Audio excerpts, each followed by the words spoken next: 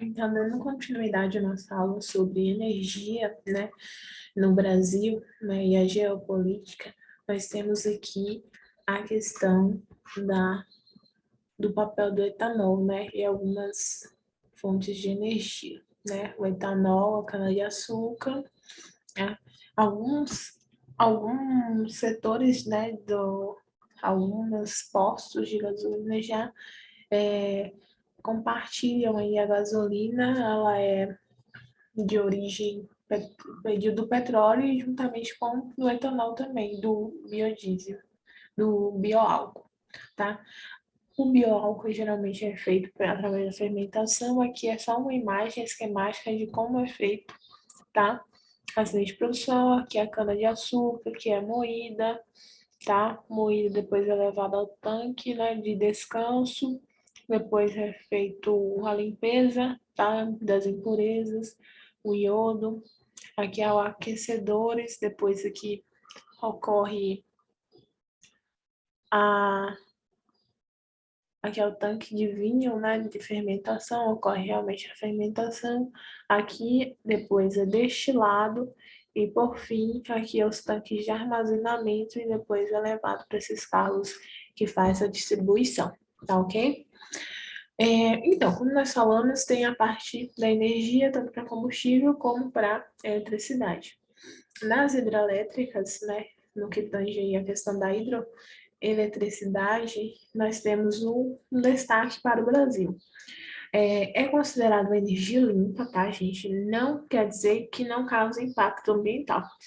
É limpa porque não diretamente ela emite gases de efeito estufa, tá? Mas ela causa impactos sociais, ambientais, né? Como impacta aí algumas populações ribeirinhas também, o, o ambiente ali do local onde esse rio pode ser transportado.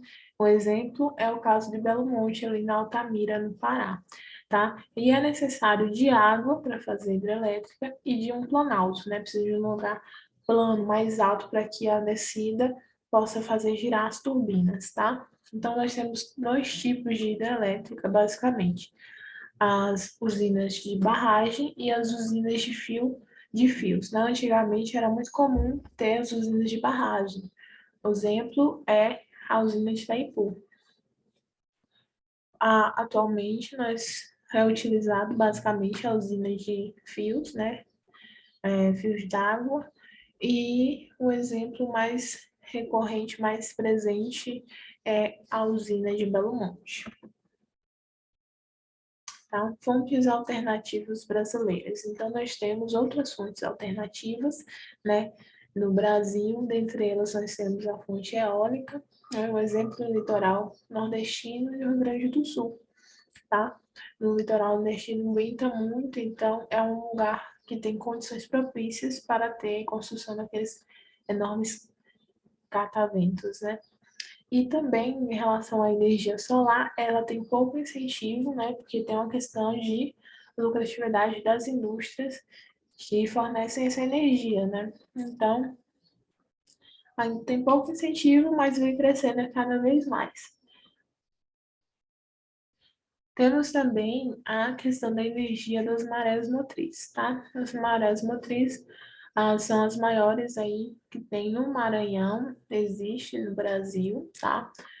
Mas disputa muito com o setor turístico, né? Que você vai numa praia e tem esses enormes equipamentos assim no mar, aí complica. E também disputa com o setor imobiliário, tá? Uma vez que quando você constrói aqueles prédios de frente para a praia, você não quer que tenha esses enormes equipamentos ali que acaba não deixando a paisagem tão bonita, né? A energia das marés no Brasil é gerada principalmente nas regiões norte e nordeste do país, como no estuário do rio Bacanga, em São Luís do Maranhão, que tem marés de até 7 metros, e na ilha de Macapá, com marés de até 11 metros. Tá? ao Programa Nuclear Brasileiro. Nós temos aqui a questão do acordo nuclear, né, veio aí na época de Geisel, ainda na época da ditadura, tá? A Alemanha fez um acordo com o Brasil e forneceu subsídios para a implantação de usinas nucleares aqui no Brasil, como a Angra 1 e a Angra 2, tá? Teve a formação, está tendo a construção da Angra 3, né, agora, atualmente, né, e nos próximos centros consumidores, pois está entre o Rio e São Paulo, tem que ficar para evitar, tem que ficar perto ali dos centros consumidores para evitar a perda de energia. E são feitos geralmente ali na Bahia para ponto estratégico para resfriar, ficar mais fácil para resfriar a água, tá? É isso. Energia nuclear. Mas ainda tem muitos ainda ficam muito reticentes, né? Há muito medo, temor em relação a usinas nucleares, a essa energia de origem nuclear, devido a alguns acidentes que já tiveram. Mas ainda continuamos. Vamos fazer algumas questões. O cumprimento da meta mencionada está condicionada por, vamos ler as questões. O Decreto Federal número 7.390 de 2010, que regulamenta a Lei da Política Nacional sobre Mudança do Clima no Brasil, projeta que as emissões nacionais de gases de efeito estufa, os GEE, em 2020 serão de 3,236 milhões.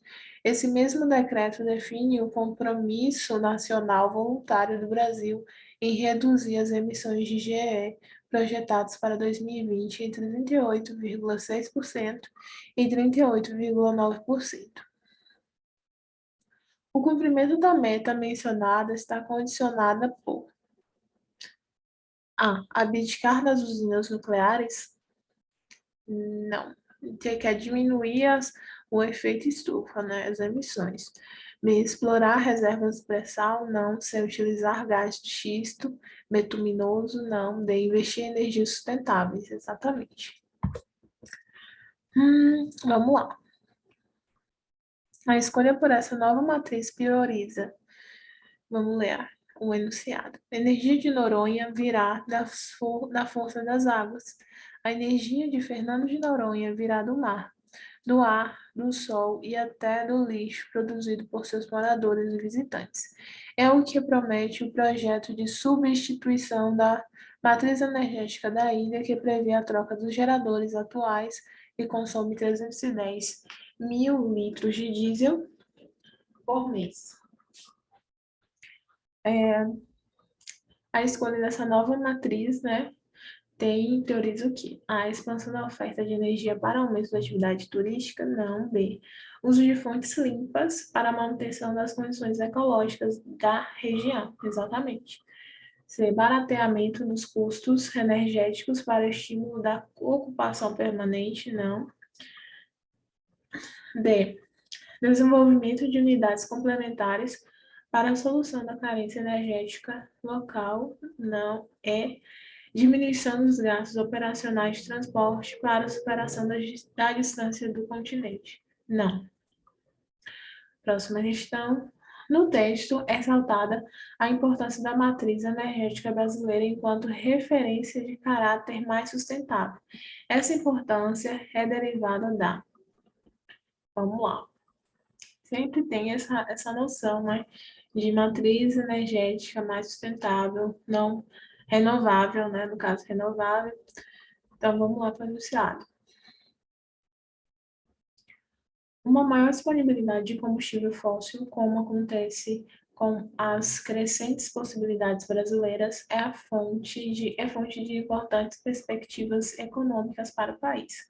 Ao mesmo tempo, porém, numa época de pressão mundial por alimentos e biocombustíveis, as reservas nacionais de água doce, o clima favorável e o domínio das tecnologias de ponta no setor conferem à matriz energética brasileira um papel chave na mudança do paradigma energético produtivo, tá?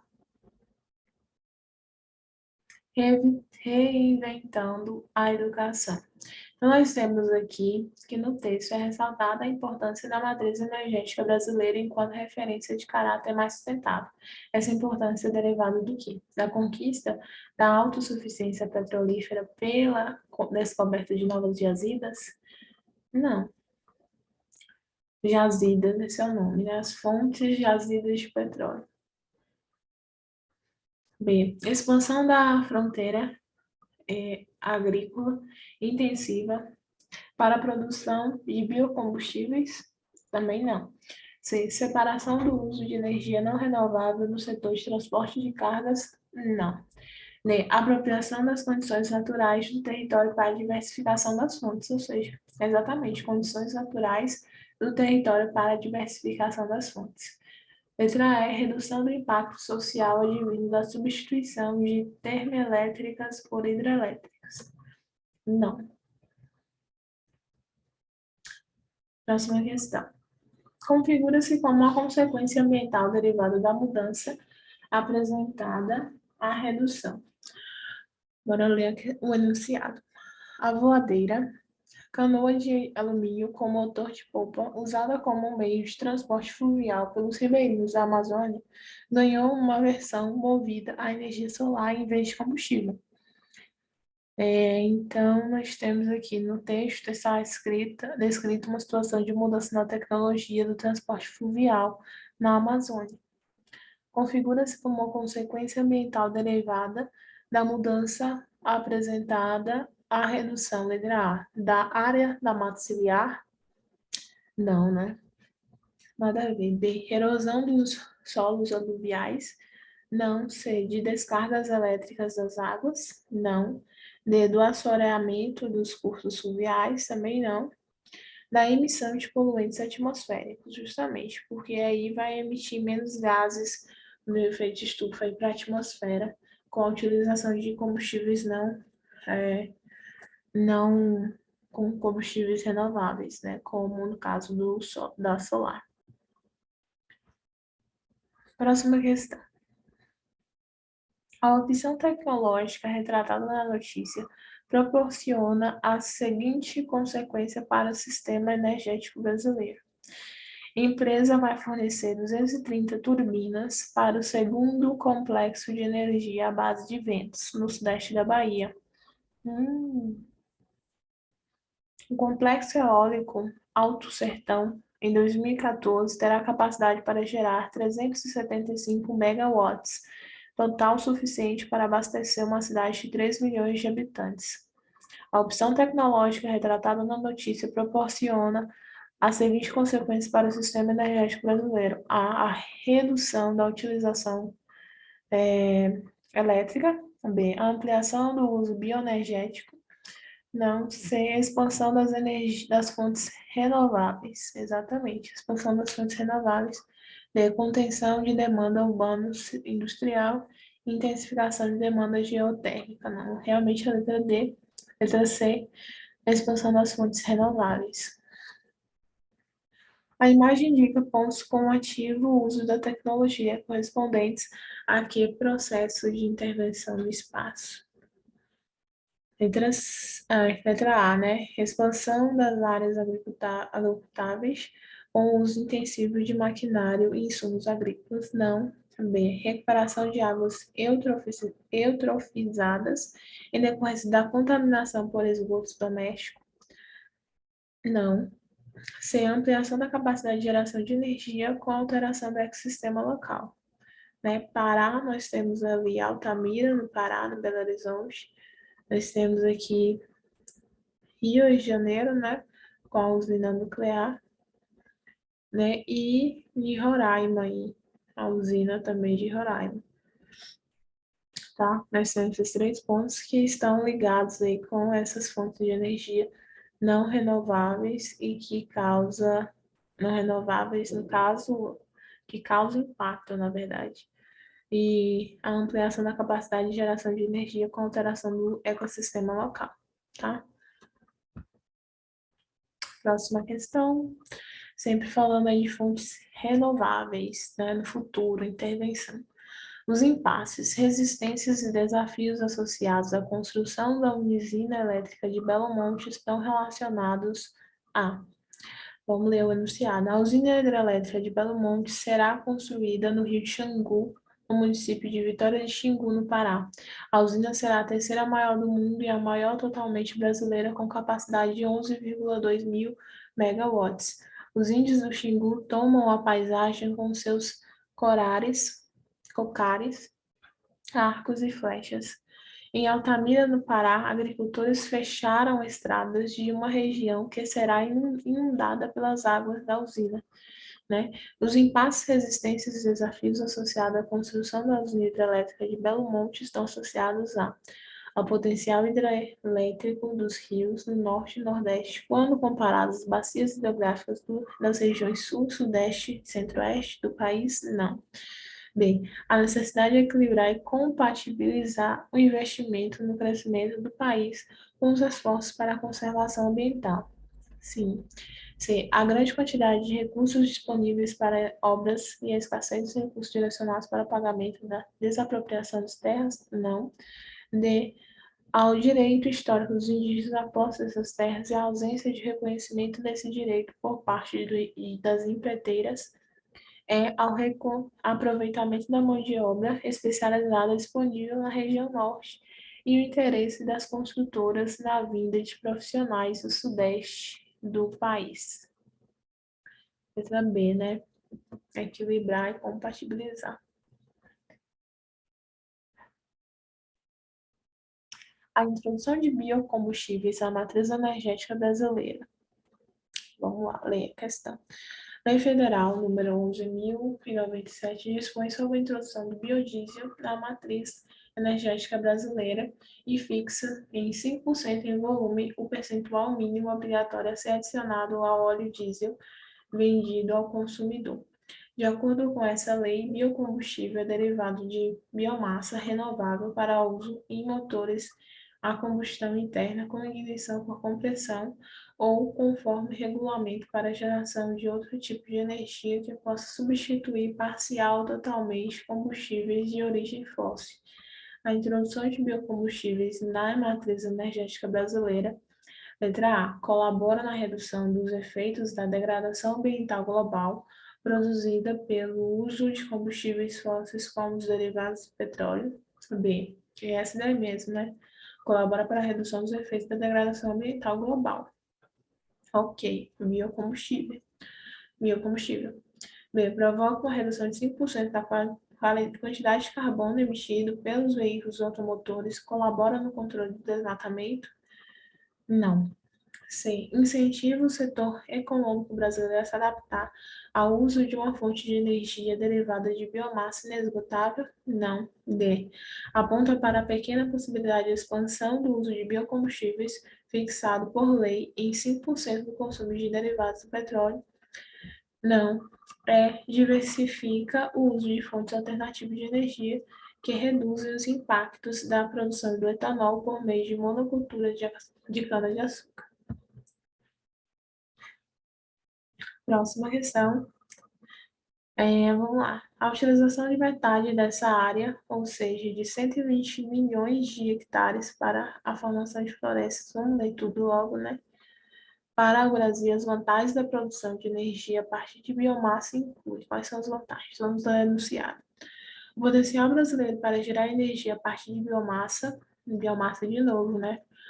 Hidrelétrica e biomassa, sempre é isso. Não se limita a uma ampliação do pró-álcool, né? Que é o programa, né? Que foi implementado aí por Geisel na época para promover o uso do álcool, né? Como substituto do petróleo, né, da cana, o álcool proveniente da cana-de-açúcar como substituto do petróleo devido à crise do petróleo em 1973. Então, foi um programa promovido por Geisel, né, o pró-álcool. O país pode substituir o óleo diesel de petróleo por grande variedade de óleos vegetais e explorar a alta produtividade das florestas tropicais plantadas. Além da produção de celulose, a utilização da biomassa permite a geração de energia elétrica por meio de termoelétricas a lenha, carvão vegetal ou gás de madeira, com elevado rendimento e baixo custo. Cerca de 30% do território brasileiro é constituído por terras impróprias para a agricultura, mais aptas à exploração florestal. A utilização de metade dessa área, ou seja, de 120 milhões de hectares, para a formação de florestas energéticas, permitiria a produção sustentada equivalente a cerca de 5 milhões de barris de petróleo por ano, mais que o dobro do que produzia a Arábia Saudita atualmente. Desafios internacionais para o século XXI. Para o Brasil, as vantagens da produção de energia a partir de biomassa incluem a implantação de florestas energéticas em todas as regiões brasileiras com igual custo ambiental e econômico? Não, né? B. Substituição integral por biodiesel de todos os combustíveis fósseis derivados do petróleo? Não. Muito estranha essa questão. C. Formação de florestas energéticas em terras impróprias para a agricultura. As vantagens: formação de florestas energéticas em terras impróprias para a agricultura. Sim, impróprias para a agricultura faz sentido. D. Importação de biodiesel de países tropicais em que a produtividade das florestas seja mais alta? Não. É regeneração das florestas nativas em biomassas, em biomas modificados pelo homem, como Cerrado e Mata Atlântica. Também não, né? Mas realmente formação de florestas energéticas, florestas só para suprir essa questão da energia, florestas de cana-de-açúcar, para suprir a demanda por álcool. Vamos ler o enunciado. Um um alegado risco ambiental decorrente da maior produção de combustíveis no Brasil, uma vantagem territorial que fundamenta a defesa dessa política de Estado, respectivamente, são, né? O risco ambiental, né? O risco ambiental e a vantagem territorial. Vamos lá. Duas em uma. Lula defende combustíveis das críticas crescentes Brasília. O presidente Luiz Inácio Lula da Silva defendeu a produção de biocombustíveis pelo Brasil, rejeitando as críticas de que ela acelera o aumento dos preços dos alimentos em todo o mundo e prejudica. Por que isso, gente? Porque no momento que você produz muito cana-de-açúcar, faz essas florestas energéticas só para suprir açúcar, só para suprir álcool, acaba que pode isso gerar uma crise alimentar. Por quê? Porque tudo vai açúcar, né? Muita coisa, e essa cana-de-açúcar que serviria para fazer açúcar, ela já não vai ser usada para a produção de álcool e talvez não tenha tanto para produzir alimentos, tipo como molhos, né, que vai açúcar, várias coisas vai açúcar, né? E isso pode gerar uma crise alimentícia, tá? Por isso que ele está falando aumento dos preços e gerar um aumento dos preços, né?